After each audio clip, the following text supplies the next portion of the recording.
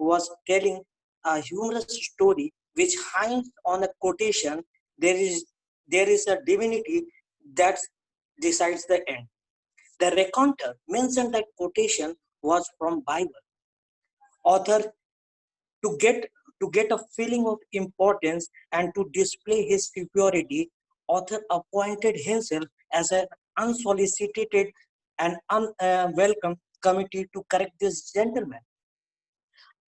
Author argued with the gentleman that this quotation was not from Bible, it was from Shakespeare. Finally, both agreed to get it confirmed from author's old friend, Mr. Gammon, who devoted his life to study of Shakespeare. Mr. Gammon replied that this gentleman is saying correct.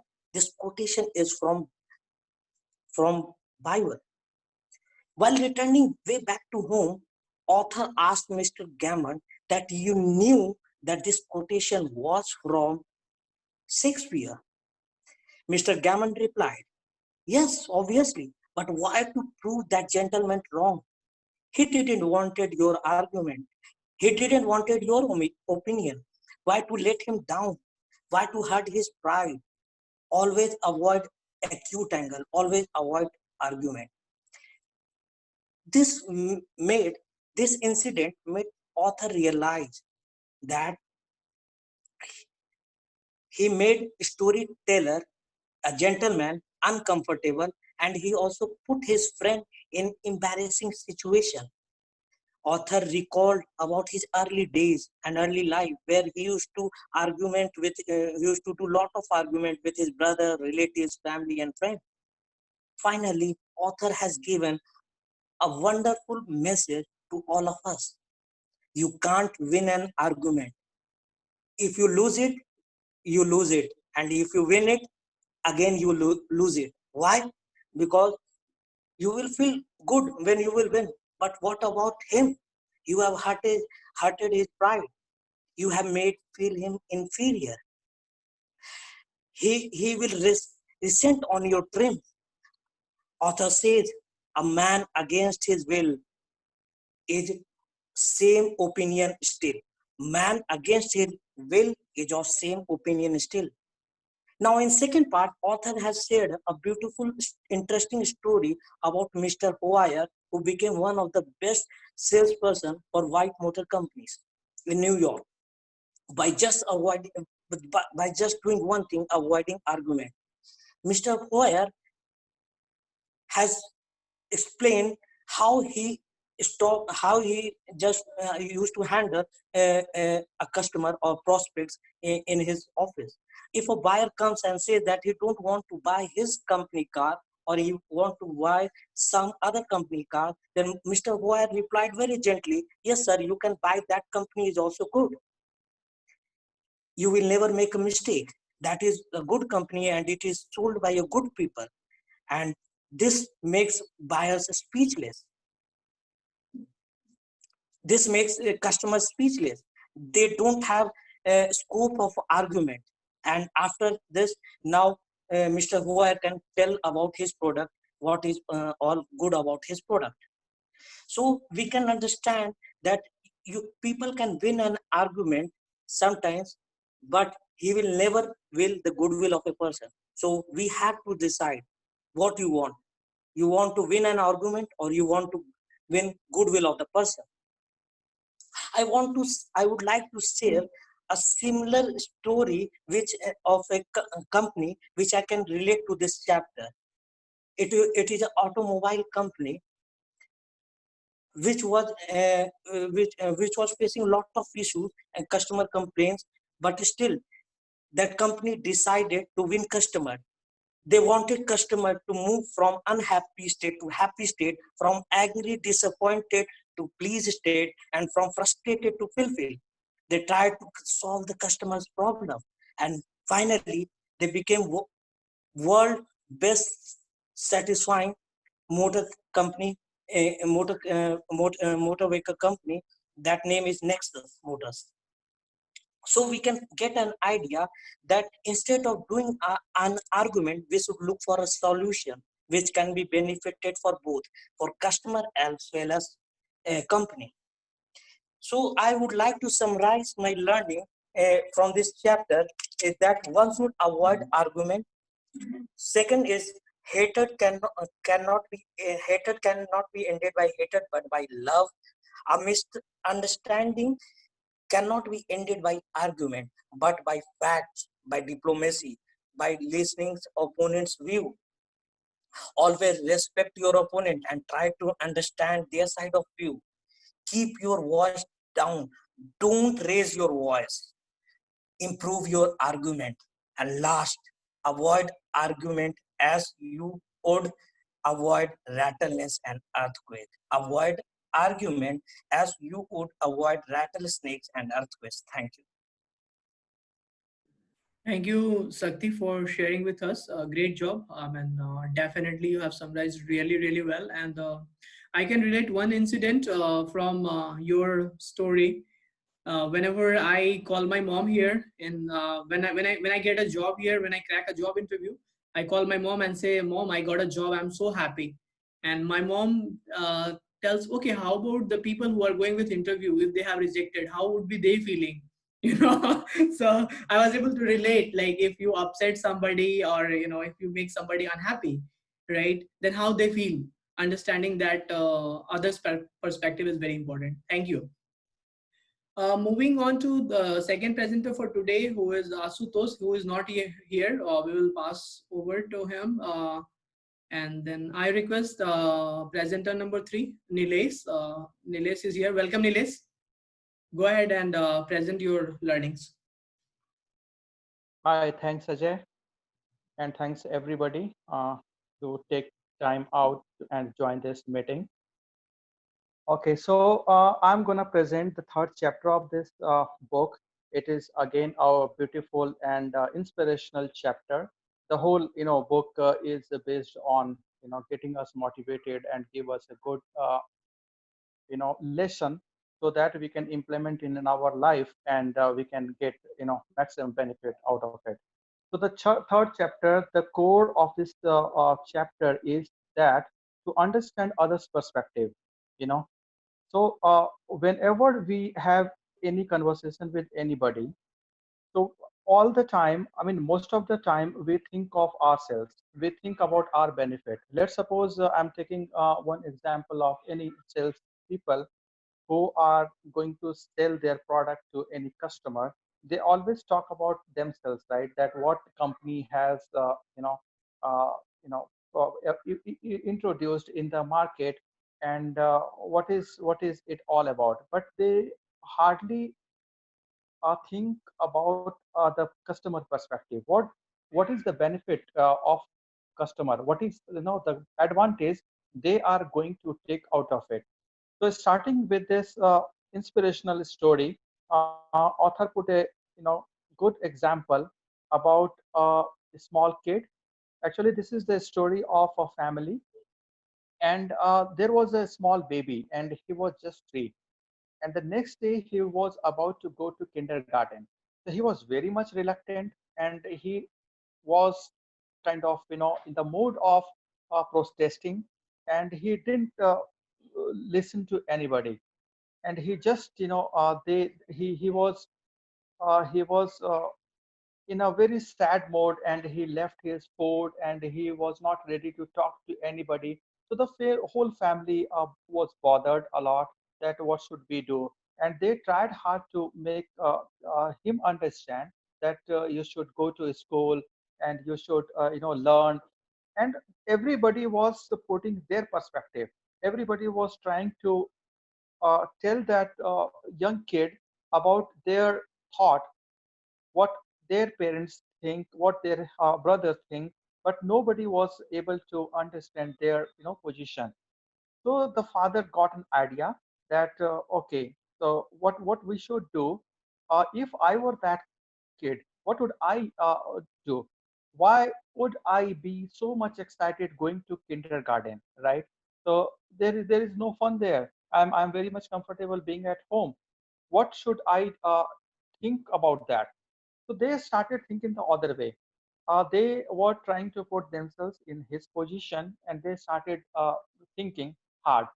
His wife suggested that, okay, if I were him, so I would be more excited about the fun and making friends and having cakes, I mean cookies and chocolates like that. So they listed down all the major points, bullet points, and they have started a kind of game. It was a finger painting game. So the whole entire family was involved in the finger painting. The husband, the wife, and the young, his younger, I mean, elder brother, and they all started doing the finger painting. The boy, the Tim, his name was Tim, and he was he was doing revolt, and he was a kind of rebel, and he was just confined himself into a closed room, and he was peeping around the corner that what these guys are doing. Oh, finger painting, I like that. So he gradually he came to them, and he started begging that, can I also play that? So everybody was saying, no, no, no, you cannot play. First you have to go to kindergarten to understand how to do finger painting, otherwise you will create a mess. He was kind of begging, and he started fighting with them that, no, I want to do this, I want to do this. So he was convinced that, okay, in order for him to do finger painting, he has to go to kindergarten first, and otherwise he cannot do that. And the next morning, the father got surprised to see that he was sleeping on the sofa. He was sleeping on the chair, just in located in the living room. He, in surprisingly, he asked him that, what are you doing here? Did you not sleep in your bedroom? So his reply was really astonishing, that he said that, no, I didn't want to get late for my kindergarten. That's why I was not sleeping in my room. So it helped, right? It worked. So thinking about others' perspective and talking with the same language really helps things getting done. And there were so many good example. And other example I remember about this chapter is that there were two-person working as a insurance agent in one insurance company, and the insurance company introduced one beautiful product, and it was very good for customers. So the first person, that is Tom, and he went to the company, one company that was also the co-partner of that company. So he visited that company, and he was just casually he explained about the new product that uh, you guys would be knowing that our company has introduced a new plan for you. You might be interested in it. It could be beneficial for you. It could be a good product for you, and it is gonna help your rest of your life, kind of this thing. So everybody listened it, and the way he was conveying his message is what a casual way, and everybody was taking this casually. The same day, everybody after having their lunch, they just walked outside, and the other guy, John, and he was the co-worker of that Tom, and he met the same guy. He was very much excited, and he asked them, hey, do you have 1 minute of time? So everybody was surprised to see his enthusiasm, and the way he was explaining that I'm very much excited to see explain about a plan our company has introduced, that was a long waiting plan, and it is gonna help you a lot. There's so many different ways. So I don't have much detail about that plan, but let me do one thing. You all can get this form signed, so that I will send another executive to you guys next day, so that you will have a better understanding about the product, and you will have more detail about the product.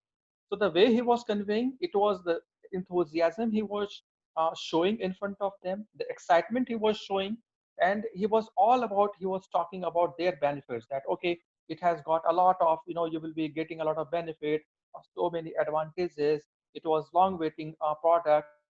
It has never come in our company before. So kind of this thing. So it made a lot of difference.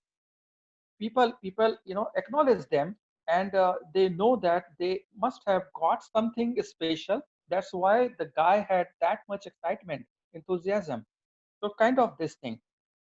So even in our life, if I was actually correlating in my life that who are my best friend and whom I talk the most. I mean, this is my own interest that I sometimes I really think about them that I should make a call to him because I just wanted to explain about one of my friends.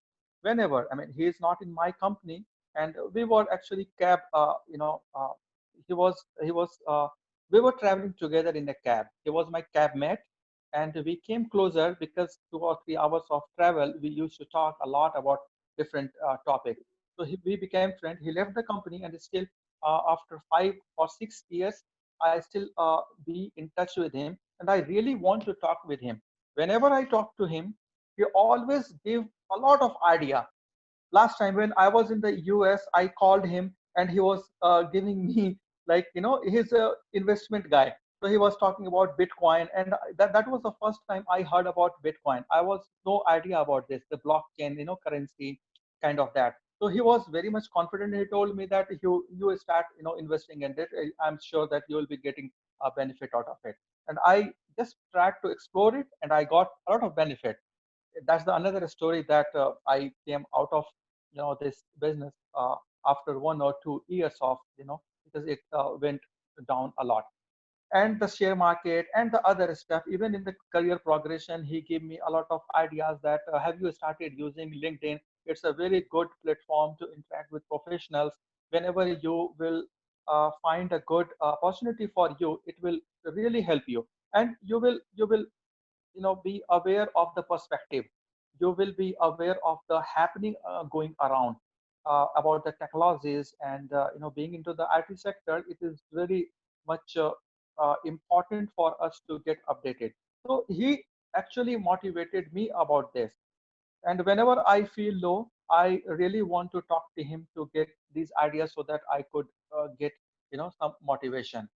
Other thing, I mean, there are so many things too. I liked one manager in my career, entire career, very much, and I could relate this chapter with that why he was my most favorite manager. The reason I could find that whenever I used to go to him, and he is still my manager, and 3 years back he was my manager, and I changed my project and I re joined him. So why he is most favorite? Because he Time has always crossed 2 times, okay, okay, I'm around just 10 wrapping. minutes. Okay, I'm just wrapping up. Sorry for that. So he always talk about me, my progression, my interest. So kind of this thing. So always put yourself in others' perspective. Always take others' point of view into consideration, and the conversation would be more, you know, uh, uh, uh, fantastic, and it would be more charming. Thank you so much. And sorry for that. I was not aware of the time. Thank you, Nilesh, for sharing some words of wisdom and some great learning with us. We really appreciate your time. I will go ahead and call next presenter, who is Dilip. Sakti, Yeah, yeah. make sure that you are making time for Dilip, because Okay. as Dilip is presenting. Uh, Guys, please welcome Dilip. Uh, Go ahead, Dilip. Thanks for giving me a chance, and Mr. Ajay and all the guys. Here I am today to share my learnings and takeaways I had after the reading chapter number 1 of part 2, the book called How to Win Friends and Influence People. The central idea of the chapter focuses on become genuinely interested in other people. Here, author has emphasized we will have more friends by being interested in others than by telling how great we are. We find a few friends who is interested genuinely. They are to do loving friends. The concept applies everywhere, in societies, in offices, in every relationship. According to author, human can learn a lot from the dog in this respect. A dog is the only animal that doesn't have to work for a living. A hen has to lay eggs, a cow has to give milk, a canary has to sing, but a dog makes his living by giving you nothing but love. After reading this chapter, I can say that if you want others to like you, if you want to establish a friendship, if you want to develop a real friendship, if you want to help others, firstly, everyone should be genuine for others. And I think that if I will implement this thing in my life and in every aspects of the life, it will be great for me. And I am sure after implementing in my life, I can make my relationship better with others than earlier. Thanks. Thank you, Dilip. Thanks for sharing your learnings with us. We appreciate it. As I mentioned, because of technical hiccups and limitations we have with Zoom, I have to end this meeting. You guys all have to click the same link again, and you will be in the meeting, like the last meeting we did. So everybody has to click on the same link. I will end this meeting, and you can log in again. See you guys.